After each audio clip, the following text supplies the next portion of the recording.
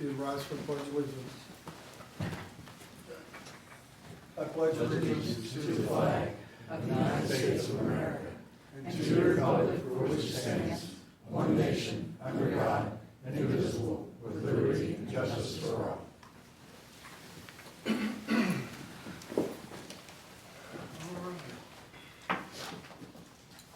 All right, roll call, please. Mr. Reininger? Yes. Mr. Blanton? Here. Mr. Robinson? Here. All right, can I get the motion for the approval of minutes from December regular meeting 2021? I make a motion to approve minutes as presented. Second. Okay, Mr. Reininger? Yes. Mr. Blanton? Yes. Mr. Robinson? Here. Yes. Approval and expenditures and payroll for December 15th through January 19th, 2022. Second. Did you do that? Or, I thought you were. Oh, sorry. I thought you were reading. Make a motion to approve. Okay. I'll second. Okay. Mr. Reininger? Yes. Mr. Blanton? Yes. Mr. Robinson? Yes. All right, first up is the Sheriff's Department. Lieutenant? Oh, sorry.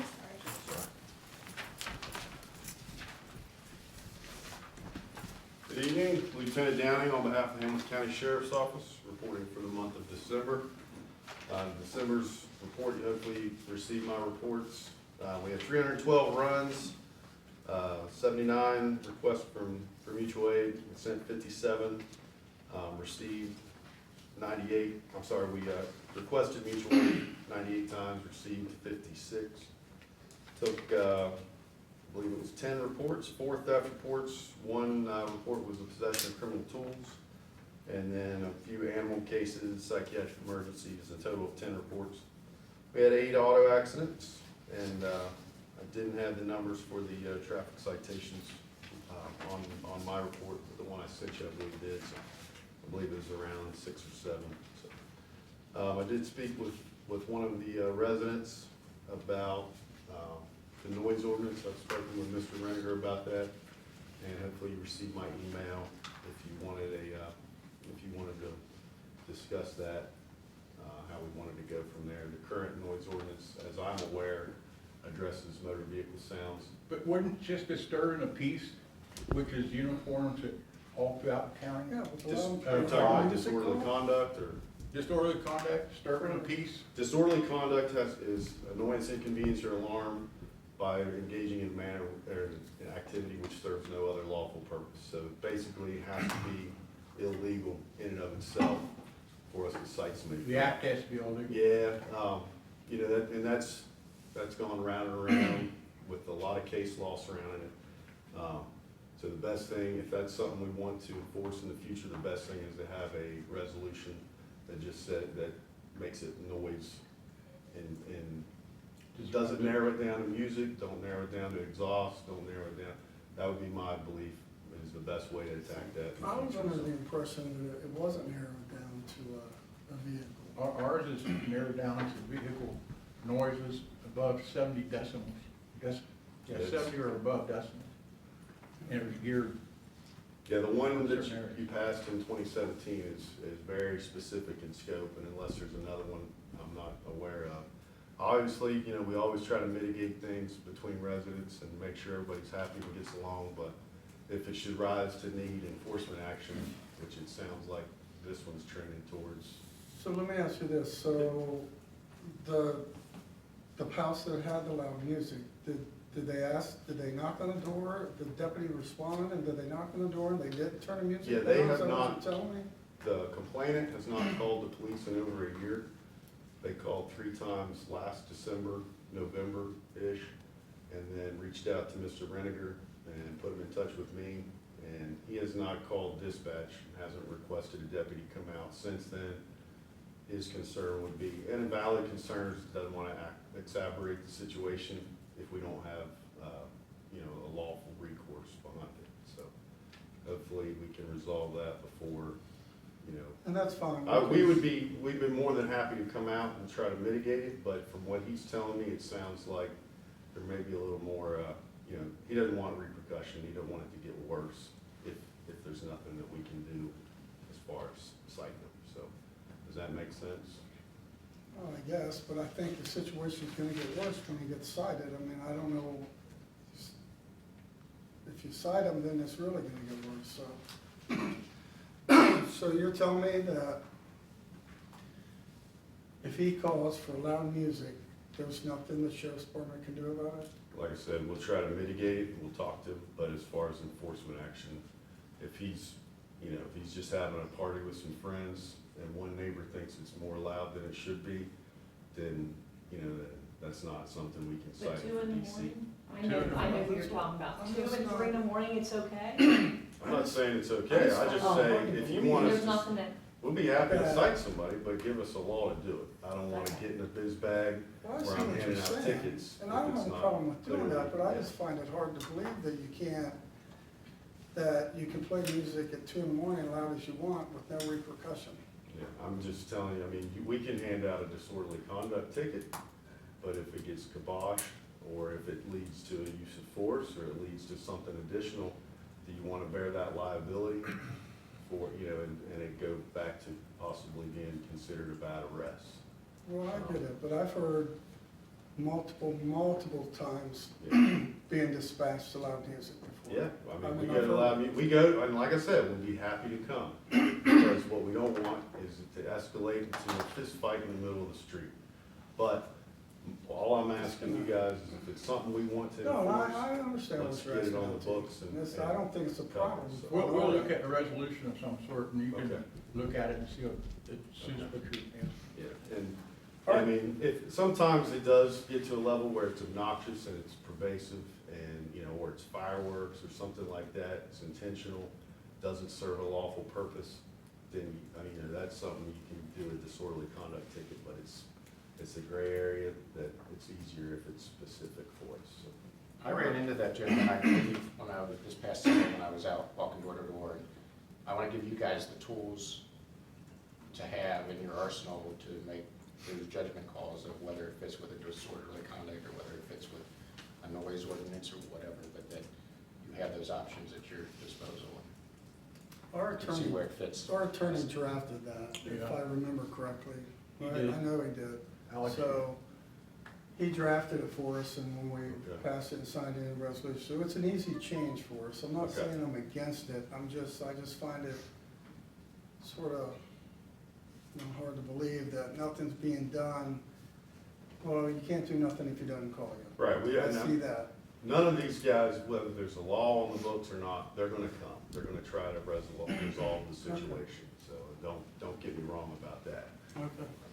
Anything else? Yeah, I have a Yeah. couple questions. Number Okay. one is, I have a problem, you know, we're still working on this contract thing, Mm-hmm.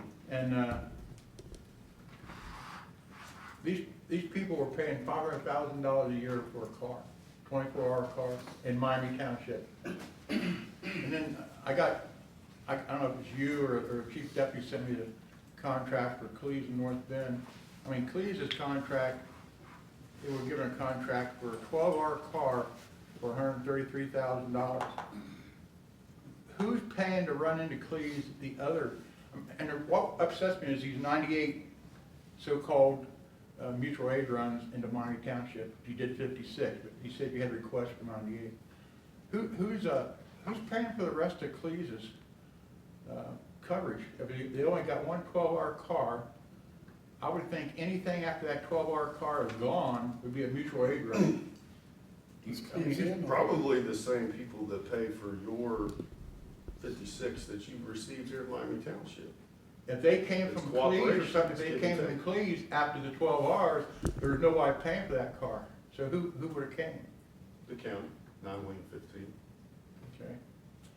And so, basically you're saying that a car shouldn't be at 500,000, it should be 133,000 times two, right? Why am I saying, I'm not saying that at all. Well, if it's a I don't set 12-hour the shift, price. and it's $133,000 for one car to cover 12 hours, you've only got 24 hours in a day, and how can you charge somebody $500,000? I'm not charging you, I'm the liaison to the township. But you're coming at me like No, I'm not billing saying you that. I'm wrong. just asking you. Let if me you know make who's something paying for very that clear. car. Miami Township is drastically underserviced. And Just like the 3 West Townships, is that what you're saying? Where- Yeah, let me give you an example. Miami Township is no concern for money, right? Has what? Sims Township, listen to this, Sims Township, the land area of Sims Township, 8.4 miles. That's the size of Sims Township. Miami Township, 22.7 miles. Population, Miami Township, 15,757. Population, Sims Township, 14,683. So quite a bit less population, less than half land area. Would you like to know how many cars Sims Township has? 2, 3?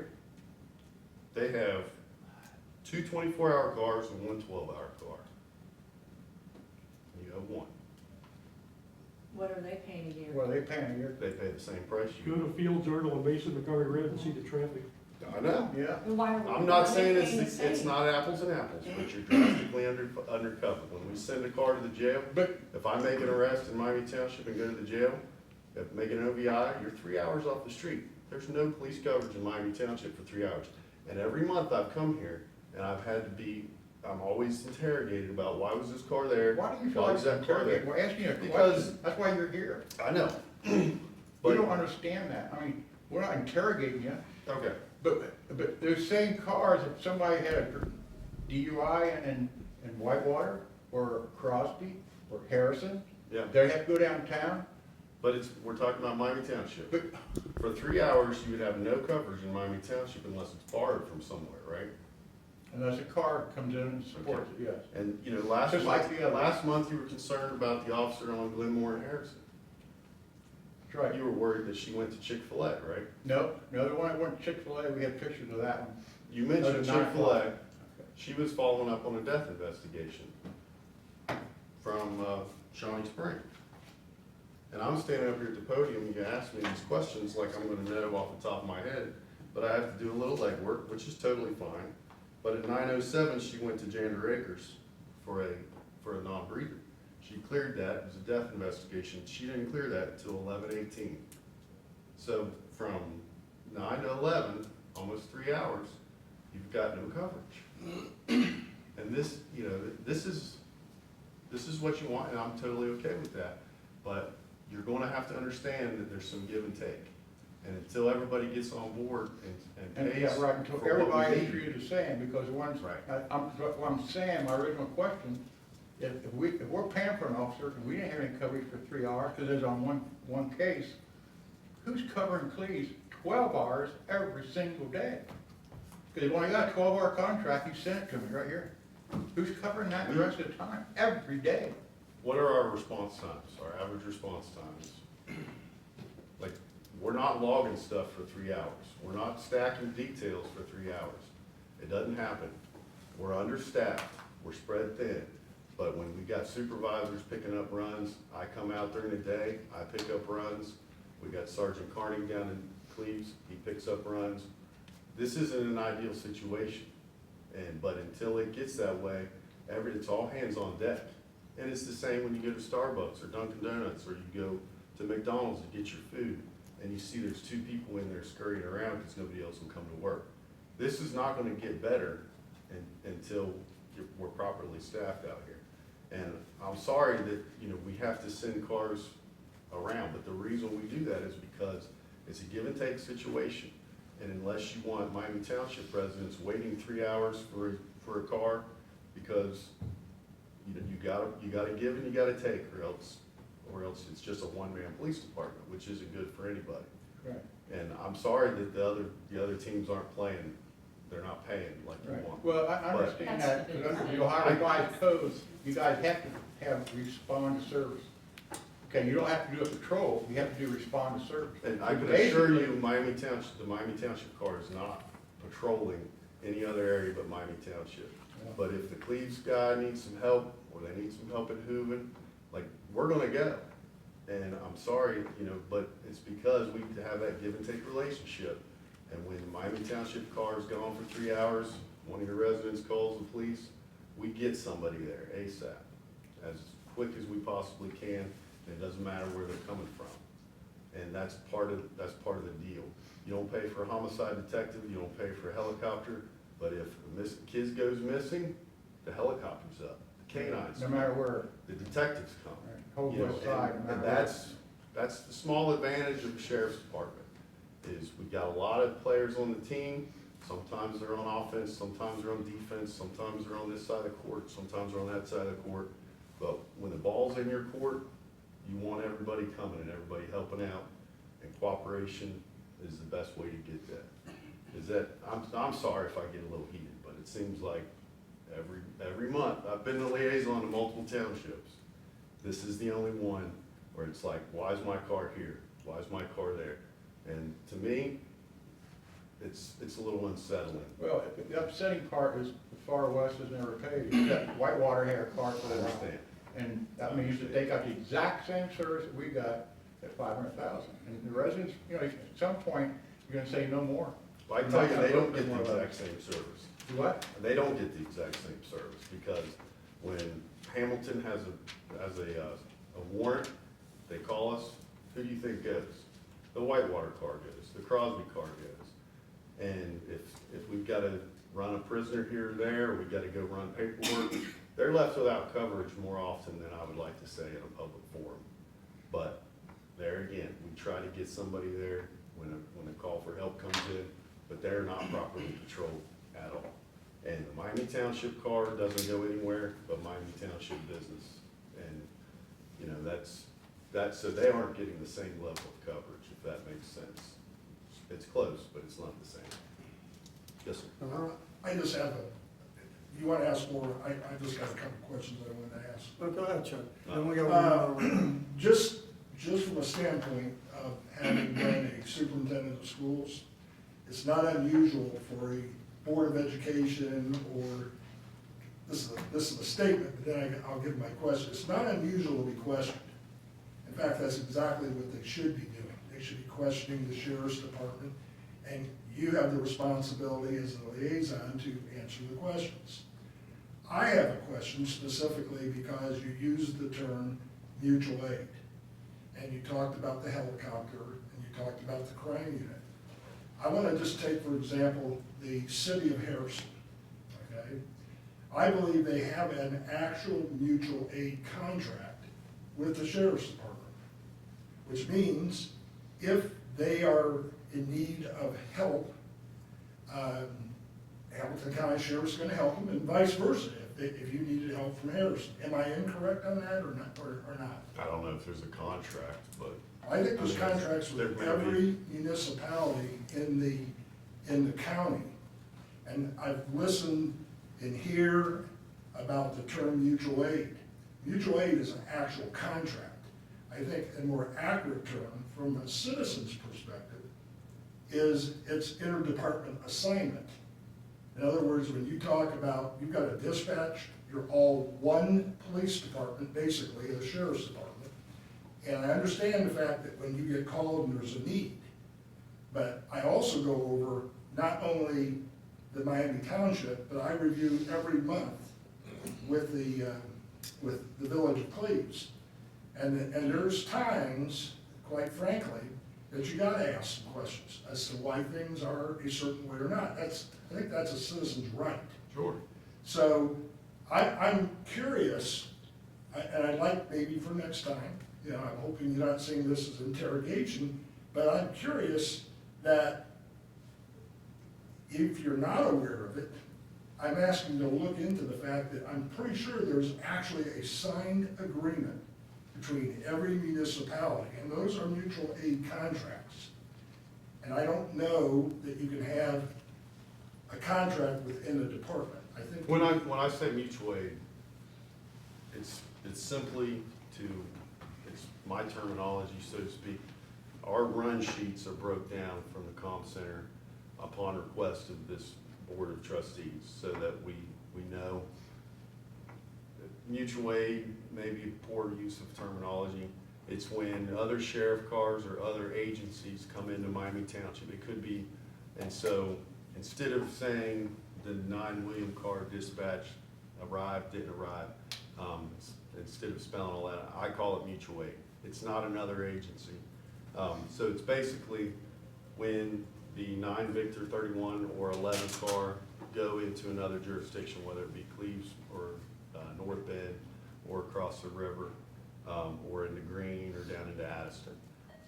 So that's the choice of words I choose to use. So sorry. I understand that, but from my standpoint, sitting there watching it and listening, it's more of an interdepartment assignment. They're helping each other out. It's not actually helping through a contractual service. And then I have just one last question to see if I'm accurate or not. But I do believe the Hamilton County by Ohio Revised Code, I'm talking about the Sheriff's Department, must provide, and I realize there's a level of service, but they must provide coverage regardless of whether they pay for the extra car or not. Now, that may mean you're gonna sit and wait, okay? And I think the reason the township trustees went with the contract is they wanted to make sure the residents did not have to sit and wait. And I understand there's times, okay, and I don't have the papers right in front of me right now, but I know there's times where things just happen, okay? And there's times where your call time is very good, and there's other times like this month where it was 17, 18, 20 minutes for calls that, quite frankly, were pretty serious calls. So, and I don't have those in front of me, I think you do, Jack, but those are the type of questions, if they're not asking those questions of you as a sheriff's department, then I think the citizens ought to be holding them accountable for not asking it. So I don't that's mind just- being asked questions, Yeah. but when, it's month after month, why are we going out of the township? It's because the other areas around you aren't properly policed either. And I'm sorry if it comes like, I don't mind being asked questions at all. I truly don't. And I'm sorry if that's the way I came off, but I do have answers. And so what is it that you're, I'm just asking you yeah, whether I'm correct or not, the Ohio Revised Code. If they decided to say, look, we're not gonna pay the $500,000, the sheriff's office will provide basic police service for unincorporated areas of the county. That's what the ORC says, which could be, come down to 1000 Sycamore Street and file your police report. That's basic police service. Will anybody investigate it? If there's no contracts, there won't be any patrols. If there's no patrols, I don't know if there would be an investigative unit or not, but it probably wouldn't be worth a hoot. The contracts, Miami Township, the ones that are paying, that's what keeps the sheriff's deputies on the street. There's other counties in Ohio that have very few deputies. Some of them just mostly serve papers and run a jail. And I don't know whether Miami Township, I guess as the chief is coming out to speak with you guys and on the second. February 7th. Okay, so hopefully we'll get some answers then, and, my dream is that all the townships out here, and what's District 1 is what I've worked, will be pitching in and getting on board where they need to be, but, I know that's not gonna happen overnight anyway, so. well, thank you for answering my question, I appreciate it. The revised code says that they will respond to calls for service, but no patrol. I understand. They still have to provide They have protection to though. provide for, Yeah. if you call, they have to respond according to the revised code 511-.02 something, I think. They have to respond, but they don't patrol. They won't have a patrol car in there. Okay. That's a choice you have to make. Yeah, thanks, Dan. So I just have a comment around the resolution piece. I mean, I understand there's a problem with noise, but that's a really slippery slope and a gray area. So I would advise that if you're gonna create a resolution, you put a lot of thought into that resolution so that it's not just, broad-based, wide open. It seems to me like there's a pretty simple, intermediate answer for that is, and I don't know if you guys are allowed to do this, but if someone calls because somebody's playing loud music next door and they don't want to dispatch because they're worried about retaliation, I would think, as a police department, if you went by and just knocked on that door and of course they're gonna ask, well, who called? And you say, we were just driving by in the neighborhood and heard the loud music, we think it's too loud for this time of night, that something like that would deter without having to, create a resolution that, to me, it's just a slippery slope. I mean, if you get neighbors that are feuding, and then all of a sudden they decide to use that ordinance to retaliate against their next door neighbor because they don't like them, and there's a whole bunch of scenarios I can think of where that can go south. Well, I agree with you, but basically what we'll do is get advice from our attorney and see what he says, and then we'll go from there with it. So see what he thinks the best course of action is, what you're suggesting, or leave it like it is now, or a change. So, but I agree with you, I see it, so. Just one point to that is the other areas that do have a noise ordinance, it's a minor misdemeanor, so it would have to be witnessed by an officer. You know, it wouldn't be just one neighbor saying that about the other. The officer would show up and it wouldn't meet the threshold of an offense, it wouldn't be a citation. And very rarely do we have to issue citations in situations like that. It's just nice to have specific backing. We always try to mitigate it between the neighbors prior to any sort of You citation. use like warnings Oh, to yeah. that effect, Yeah, instead of just immediately a citation? Yeah, usually that's been pretty effective, because a lot of the other townships do have a generic ordinance, and the officers would always try to mitigate that as best they can before, you know, making a citation on it. I think we identified who the Van Halen fan is in the audience. So let me say this up to you real quick, and then we'll move on, but I don't want you to think we're interrogating you or not, and I'm not going off of what Mr. Burkle said either, but I feel exactly the same way. Excuse me. That's why we're elected, to ask you questions, and if our car is out of township, I'll be honest with you, I don't think that's interrogating you if we ask for an explanation on that. That's just how I feel about it. So I think that's why we're up here and we're elected in these spots, to oversee the money that goes out of the township that the residents pay with their taxes. So, and that's exactly how I feel about it too. So, If I can add, I agree with everything, and he is our liaison, and you are here to answer questions, but frankly, some of this discussion is probably at a higher level, and more of for the chief deputy in that meeting coming up in a couple weeks. So I appreciate you trying to be as transparent as possible, and give us, you know, your thoughts on the matter, but, you know, we're talking about other townships in the far west and everything else. I mean, this is a bigger issue that, you know, we need to get a handle on, so. well, Sure. we do appreciate the sheriff's Yes. office, so I want you to think that, we do, but I don't want you to think we're interrogating you. We don't want to come across like that at all. Well, I mean, here's my only point. I've liaison for Colerain Township, I'm liaison for Green, I'm liaison for Crosby. I've filled in at Columbia, Sims, and Sycamore meetings. I've never encountered a situation where we're so concerned about because Green Township and Colerain back each other up all the time. You know, these other, Sycamore and Sims back each other up constantly. They're a street across. And the breakdown, as we were talking about the mutual aid breakdown, this is the only township where that's printed out and broke down like that. And I'm happy to answer questions. I truly am. And I'm sorry if I came off that I wasn't. But the problem is not, you know, the problem is not I don't like answering questions. The problem is this township and the other townships around it, like, we're all spread thin on this side of town. And that's why it leads to this, you know, that sort of mindset. And it's, I guess, not being as plentiful out here makes it a little bit hard, you know, the coverage a little thinner, so. And hopefully I didn't cross any lines or miscommunicate myself too bad, but that's just the way it is, I guess. But I don't mind answering questions, I really don't. Hopefully I didn't come off that way too bad. Sounds good. Anybody else?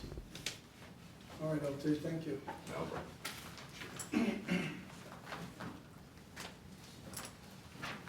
All right, Mr. Ron Miller, maintenance. Good snow. AKA